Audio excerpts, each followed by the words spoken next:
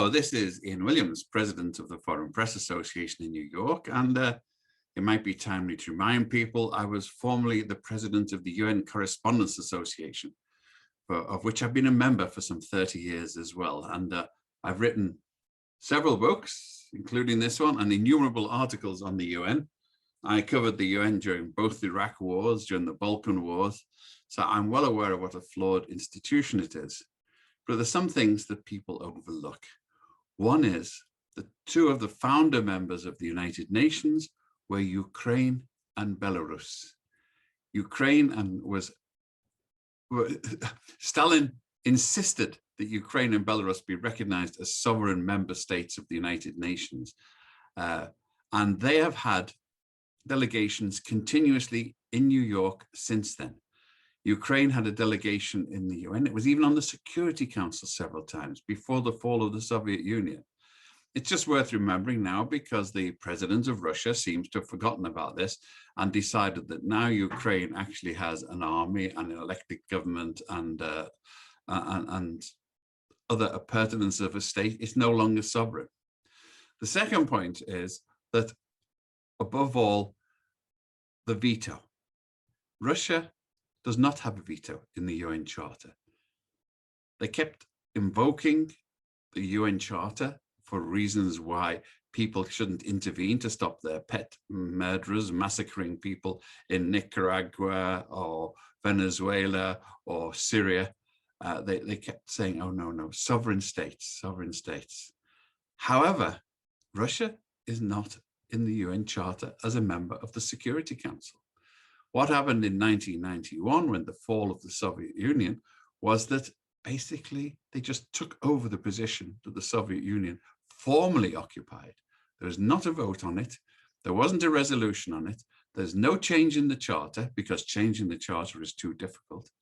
And we have to say that the British were complicit in this as well because Sir David Hannay, the then British ambassador, and others, France, for example, both thought that any revision of the UN Charter, their Security Council positions would be under suspicion. So they were prepared to go along. And I believe the American permanent representative at the time said that Sir David Hannay sneaked into the Security Council chamber and changed the nameplate from the USSR to Russia late one night when no one was looking. That's about the size of it. That's a bit simplistic, but under the UN Charter, Russia does not have a veto. The Soviet Union does. No Soviet Union, no veto. So it's a sort of one of those simple solutions. We now have a position where the veto, allegedly veto claiming Russia, is sitting on a Security Council that's sitting ineffectually in face of one of the grossest breaches of the UN Charter perpetrated since 1945. The invasion of another state is precisely what the UN Charter was set up to prevent. It was done so with memories of Poland and the other Ethiopia, Japan, and China. The UN was set up to remedy those defects in the League of Nations. That was the first thing that was in the Charter. It's the big principle behind it all, to stop international wars. And what Vladimir Putin has now done in the Ukraine is a direct violation of that. There are others, but I can get to that later.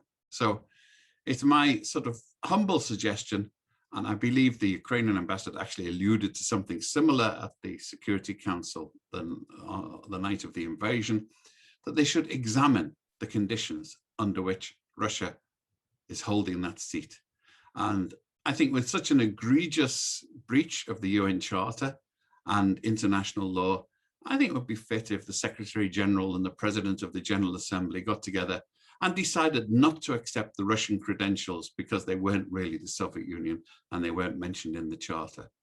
It would send a big signal to the wilting pride. And we know that Putin is sensitive. He is, well, very sensitive to Russian claims.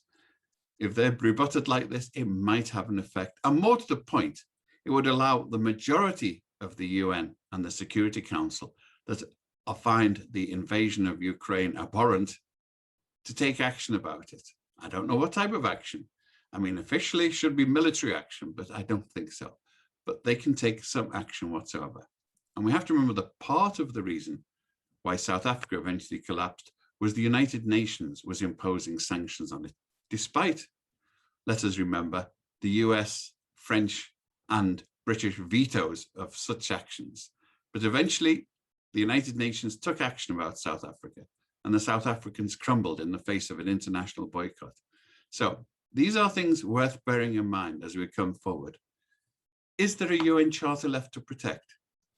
I'd like to think so. It's a very pragmatic document, despite its high founding principles. And you look to yourself and think, wow, look at all the others. And, you know, these are barrackroom lawyers who are on this one. The US was in Vietnam at the invitation of the South Vietnamese government. Spurious invitation. They set it up, we know. Iraq was a direct violation of the UN Charter when Saddam Hussein invaded another member state, Kuwait, and occupied it. Did that sound similar to Ukraine? Because even Russia voted for action against Saddam Hussein and Iraq over that. So that's where that one was covered. The second Iraq invasion was illegal. Kofi Annan said so. Everybody said so. Everyone except Tony Blair and George W. Bush. But the US and UK did try to pretend it was UN action because of previous UN resolutions. I think the distinctive thing about this is it completely flouts the United Nations Charter. The Russians decided they couldn't stretch the terms as far as that, and they've just casually ignored it. So what they've effectively done is ripped up the UN Charter. And that's why I think it's entirely fitting that the rest of the United Nations should say, if you don't want to abide by the Charter, we don't want you in there, and certainly not in the body that enforces it. So my invitation to all of you on the Security Council and in the General Assembly, strip Russia of its spurious fake credentials. It's pretending to be an imperial power. It's pretending to be the Soviet Union, and it ain't. So go to it, people. Make sure that someone pays for this barbarism that takes us right back to the 30s. Thank you. This is Ian Williams, President of the Foreign Press Association.